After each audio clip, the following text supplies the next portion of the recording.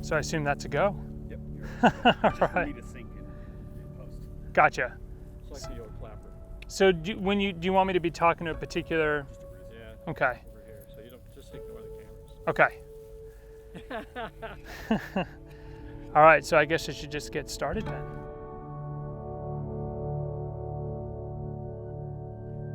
So, those are going to be some of the challenges too of this program is figuring out a way to manage the existing grasses.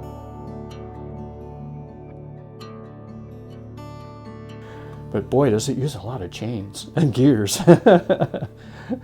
So as an old-time bicyclist, I look at it and I have a real appreciation for the ingenuity that went into developing the technology.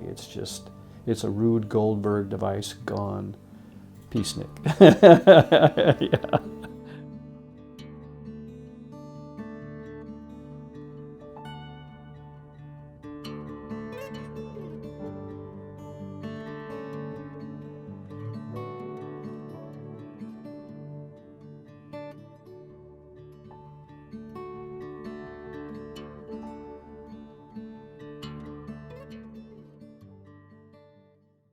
My name is Bruce Gregory. I'm a resource planner with the San Juan Islands Conservation District. And the no-till drill project is kind of, I guess you could say, fell into my lap,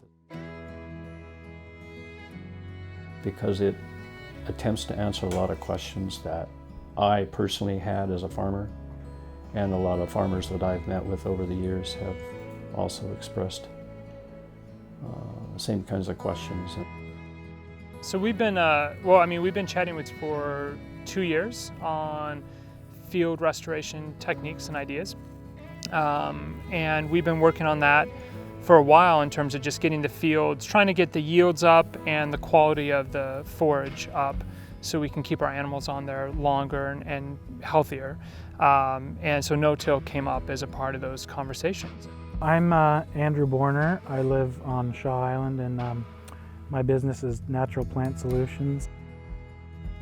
I got into no-till renovation of pastures in the county because I was looking for a method to deposit biochar and fertilizer in a more targeted fashion. So I came upon no-till.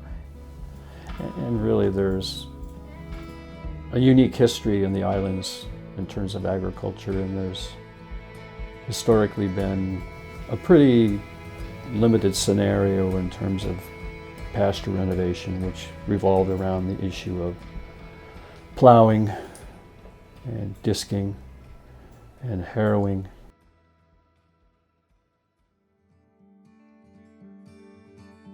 The added benefit of using no-till is that it speeds up the renovation process. You don't have to till your whole field, spend time disking and tilling and harrowing and preparing the seed bed through multiple passes of the tractor using diesel. It replaces essentially 3 different tillage tools: the plow, the disc, and the harrow. It basically eliminates 3 passes. If you think about, you're doing a 10-acre field and you're doing 3 passes, so that's 3 tractor runs. Figure maybe your fuel's going to run to 5 to 6 gallons per each run. So right there, let's say you're doing 6 gallons, 3 runs, that's 18 gallons of fuel. If you can turn around and do it with a drill in 1 run, you've just saved yourself 12 gallons of fuel. I view this very much through an efficiency lens. If I can bring in less seed, less fertilizer, less lime, because we can apply it more accurately and get the same or better results, I'm psyched. So no-till allows me to deposit seed, and I've come up with a mixture of biochar and fertilizer that I can put into the middle seed box, the native seed box. A fertilizer input and biochar, oh man, amazing way to get biochar in the ground without having to go out and plow. And deposit that directly into the furrow. So I'm depositing usually a grass seed or a grass seed mix in the front seed box, biochar and fertilizer mix in the native seed box, and small seeds like clover, bird's foot trefoil, plantain, things like that in the small seed box in the rear.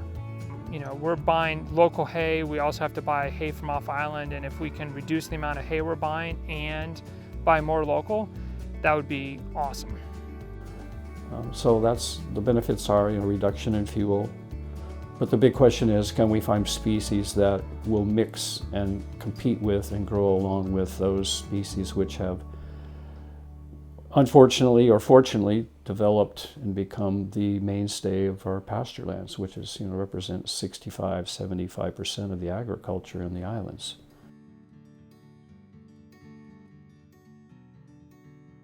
So that's one of the big benefits of this program is everybody, all the different producers are getting to choose their own seed that they use at their farms based on the animals that they raise and the type of ground that they have and things like that. You know, we've been using animals to some degree to try to do that. We'll seed in while animals are in the pasture, while we're doing kind of more mob stocking style.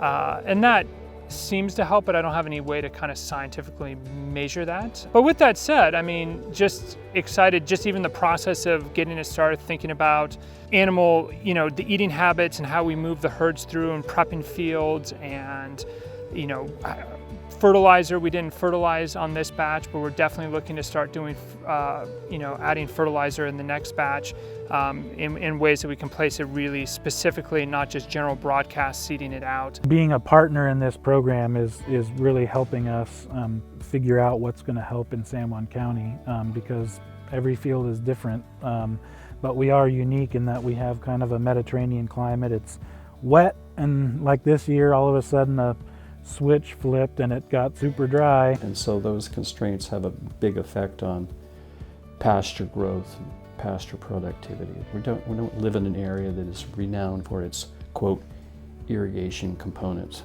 We don't have that. Our irrigation system is the sky and the clouds and the storm systems that we're lucky enough to get when we get them. It definitely helps conserve water because you're not opening up the soil to the atmosphere and breaking down the particle size of the soil. You're not losing that moisture. You're decreasing evaporation when you compare no-till to regular, conventional tillage of the soil. You know, it's relatively inexpensive to run. It's not really much more expensive than running any other bit of machinery, though the machinery itself is expensive. But if that's, shared across a number of folks and the operational costs aren't that high, and it's much more efficient in terms of seed usage and fertilizer usage. So we, instead of putting a ton or two of fertilizer per field, we can put significantly less because it's applying it right in with the seed. I'm eager to start having that conversation. To say to a farming community, well, you've got a farm and you've got 80 acres and it's economically makes sense for you to go out and buy a $27,000 machine just to go and replant 4 or 5 acres of it every year. It doesn't make any sense. So I think that's why the district decided, thank God, that it makes sense, and a lot of other districts have done this throughout Washington State and the United States, that you supplement those farmers who want to try new technology with the purchase of a drill and the development of a program that allows them to have access. Active pasture management seems to have taken maybe a little bit of a backseat over the last couple years, if for no other reason than it's just expensive. It's expensive to bring materials and supplies and seed and fertilizer and all this stuff out. And if we can figure out ways to bring back active management, especially on the seeding front, that take into account that it's really expensive to bring supplies over, that would just be awesome. So global change advantages, diesel savings, time savings, water resources protection. There are many benefits to using no-till.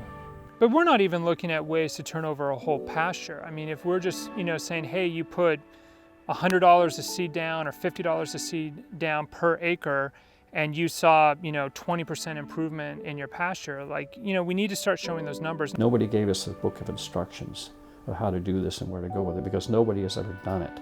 It's never been done. And so it's unique to this area, it's unique to the climate, it's unique to the farms and the farmers. And that to me is what it's all about. That's what makes it powerful. So we're all hoping for the best, and we're going to find out.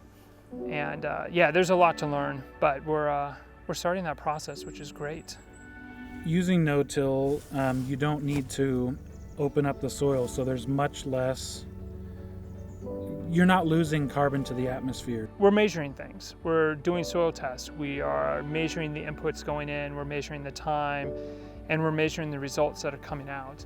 And again, it goes back to that livestock component, is that, how can you utilize new technologies to renovate pastures and do it in a different way? And that's really where the no-till drill is an important aspect of that. But that's part of this too, is just sharing the knowledge and what mistakes we made, how can we do it better next time. And that's been really nice, because farming is a lot of times just experimentation in your own silo. Yeah, pretty amazing. And we'll see where it goes. Like one cooperator said to me the other day, he says, well, I was kind of really expecting instant change, but now I realize it's not going to be instant change, it's going to be incremental over time change. And I think, that's right on, because we're trying to work with biology and not with technology as much as we could. Hey, what's going on? The foundation of all farming is the soil. Well, why is soil first? Well, it's because all the things that follow, water quality, air quality, plant quality, the human entity, the quality of what we eat and what we become as human beings, is all linked back to what's going on with the soil. So if we think about that, then the no-till drill is really a unique implement in that it attempts to work with soil and the soil community in a unique way that has never been done.